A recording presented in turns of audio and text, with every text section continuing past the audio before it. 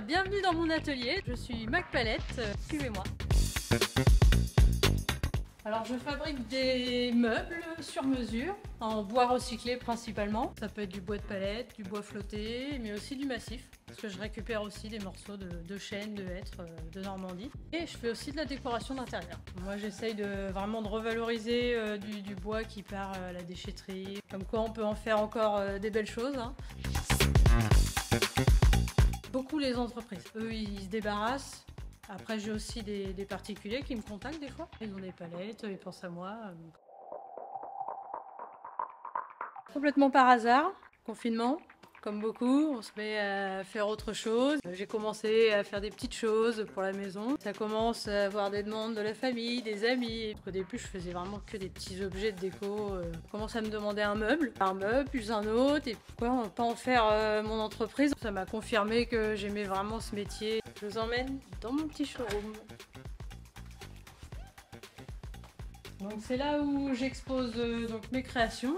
Je fais aussi des pots créateurs. Je veux toujours qu'il y ait quand même du choix dans ma boutique. Je vais avoir toujours une table basse, une tête de lit, un coffre. Il y a des petites idées cadeaux, des capsuleurs, planches à découper, des porte-casques de moto. Donc ça c'est fait aussi avec un graveur laser, ce qui me permet de proposer tout ce qu'on veut niveau personnalisation. C'est des bonnes idées cadeaux qui me plaisent bien. Ce qui m'a marqué, c'est la première bibliothèque que j'ai fait, qui faisait 1,80 m par 1,80 m. C'était vraiment le premier gros projet que j'ai fait. Je me suis dit, waouh, je suis capable de faire un gros meuble comme ça. C'est là où vraiment je me suis dit, ouais, j'aime vraiment ce métier en fait et j'ai envie de continuer. J'ai vraiment envie de protéger la nature. On jette régulièrement du bois.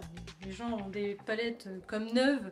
Ils les jettent, on les détruit, on en refait. Moi je les récupère, voilà, je vous dis elles sont quasi neuves. Des fois un peu plus usagées et je les transforme différemment parce que des fois les gens aiment bien aussi quand il y a un petit côté vieilli, un peu abîmé, qui lui donne une autre âme.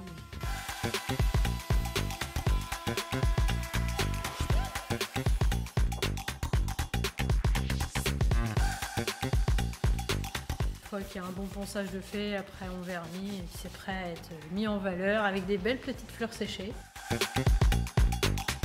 J'ai organisé des marchés de créateurs pour relancer un petit peu l'artisanat. Là le prochain sera le 9 septembre, marché de Noël. Il y a des petites surprises de prévues, on n'en dit pas plus. Là, il y aura, je crois, presque 20 créateurs. Dans l'atelier, il y en aura même dehors, il y aura du vin chaud, il y aura tout ce qu'il faut. Peut-être un monsieur très célèbre aussi qui passera. Ça marche de plus en plus. Je suis assez débordée au niveau des commandes, donc je vois bien que ça prend bien. Je suis la plus contente.